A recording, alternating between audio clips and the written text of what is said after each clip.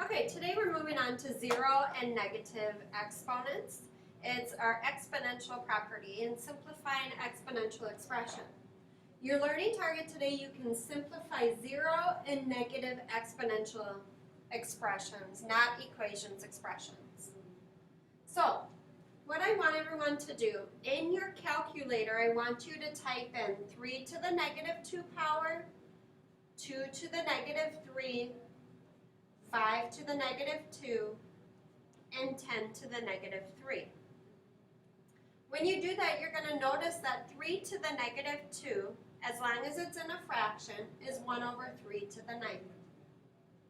2 to the negative 3 is 1 over 8. 5 to the negative 2 is 1 over 25. And when I punch 10 to the negative 3 in, it's 1 over 10,000. So what you should notice here, or it's actually 1 over 1,000. What you should notice here is there's a 1 on top with all of them, and there's another relationship with the bottom number. If you think about 3 squared, isn't 3 squared 9? And 2 cubed is 8. And 5 squared is 25. And 10 cubed is 1,000.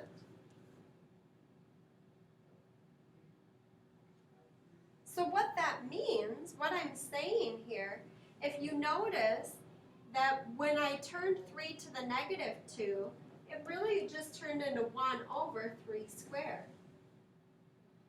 1 over 8 is the same thing as 1 over 2 to the positive 3.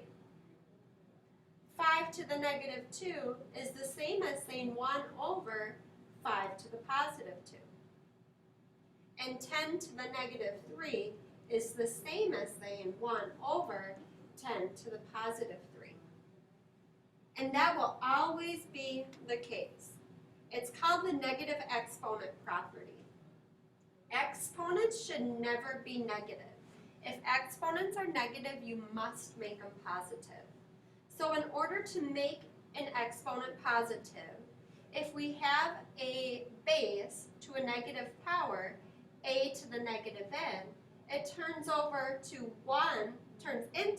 1 over a to the positive n.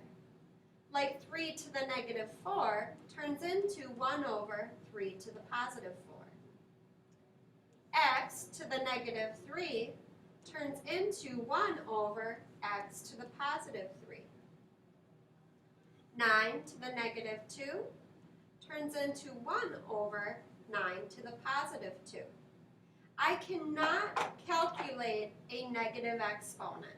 Notice that what I need to do if it's a negative exponent, I need to change its location, which changes the sign. So when I had a negative 3, I rewrote it with a positive.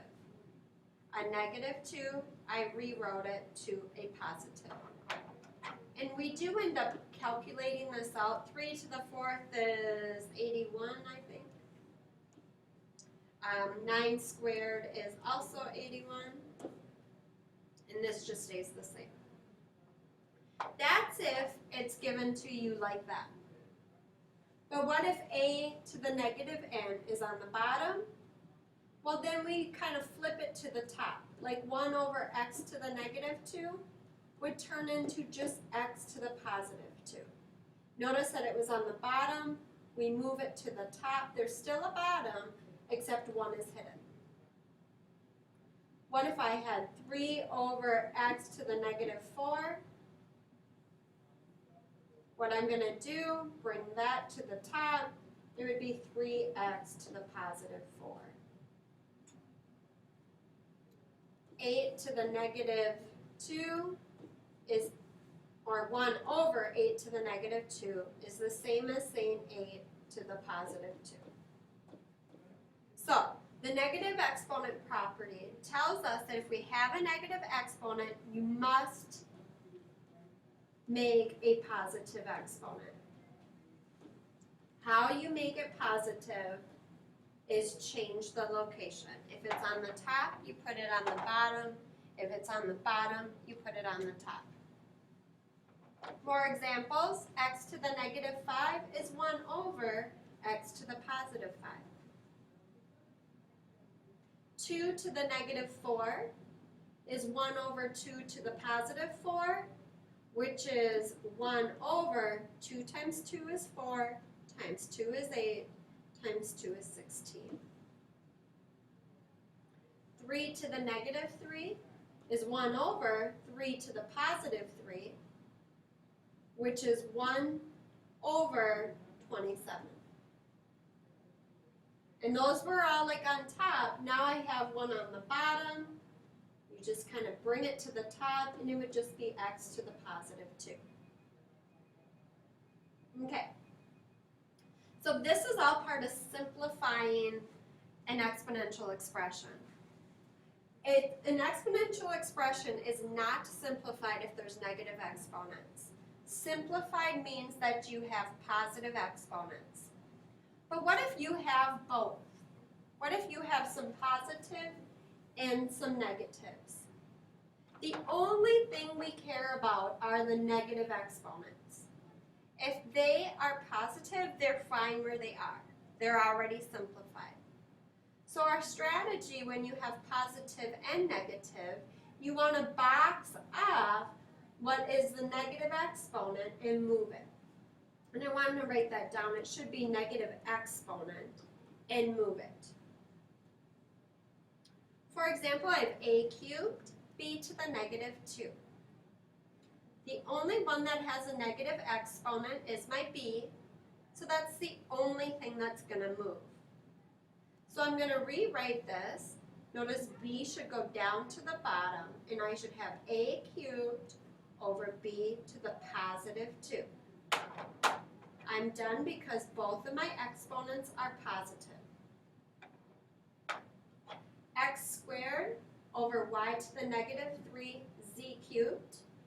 I'm looking for what has a negative exponent. The only thing with a negative exponent is my y. So that's the only thing I have to change. So since it's on the bottom, I'm going to put it to the top.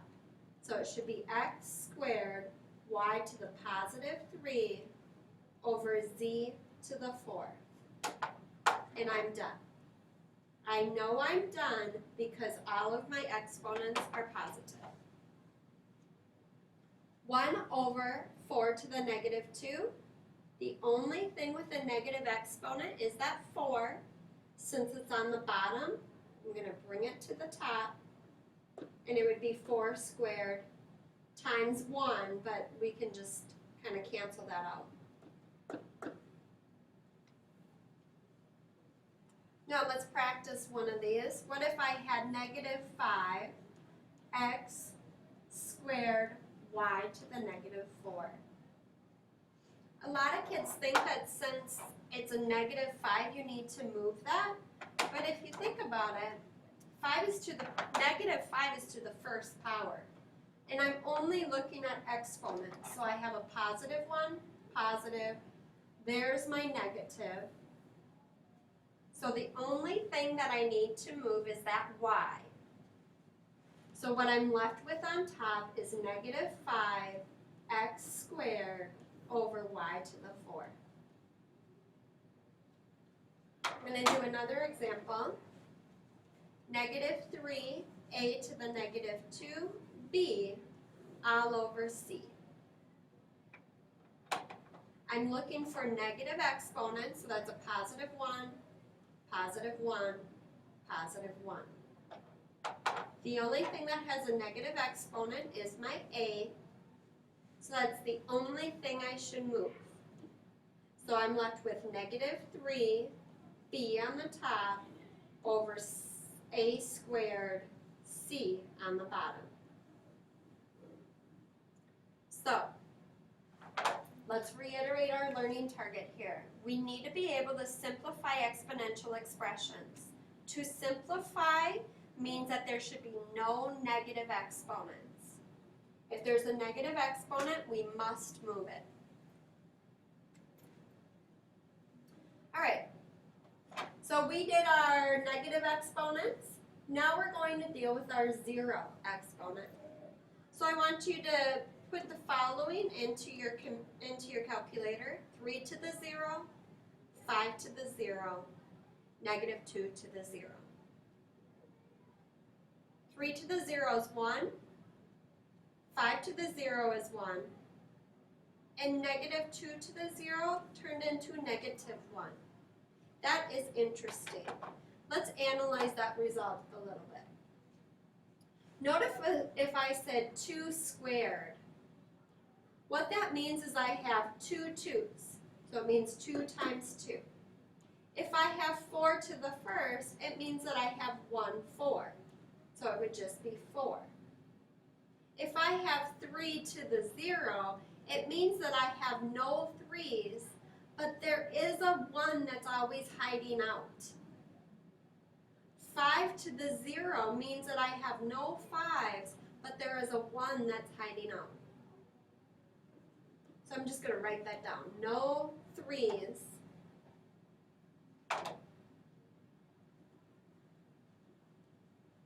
And no 5's. So negative 2 to the 0 means that I have no 2's, but I do have this negative 1 in front. So it's negative 1 times 2 to the 0. Since I don't have 2's, it's just negative 1. And that's our zero exponent property. And this is all part of simplifying. If you have anything to the 0 power, it is 1. A to the 0 equals 1. It means there's no a's. And when there's no a's, you don't write 0 down because 1 is always there and hiding.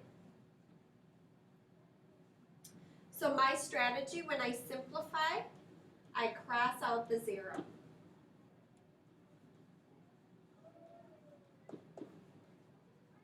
My zero exponent term. And I'll show you why. Because if I had 1 times 17, it's just 17, so it's like I cancel that out. If I have 8 times 1, it's just 8, so I can cancel that out. If I have negative 99 times 1, it's just negative 99, so I can just cancel that out. So anytime that you have something to the 0 power, you can just cross out that term. So here I want to simplify x squared y to the 0. So I'm boxing off my y to the 0, because that's my special one. 0 and negative is my special. I'm just crossing it out, and I'm left with just x squared. 5 cubed times 3 to the 0. 3, the only thing with the 0 exponent is 3. So I'm going to cross it out, and I'm left with 5 cubed, which is 125.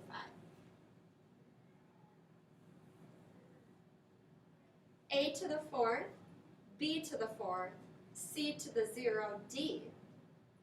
I'm looking for any negative or 0 exponents. I have a 0 one. I can just cross it out, and I'm left with a to the 4th, b to the 4th, d as my final answer.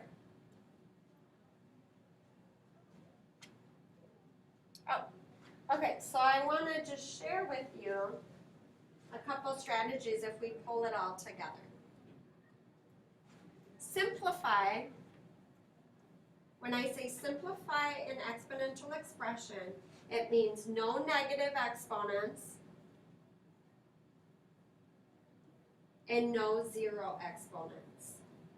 So no negative exponents, no 0. So that's what I'm looking for. I'm looking for anything that has a negative or 0 exponent, and then I need to take care of it. I'm going to do 3 of them where I pull it all together.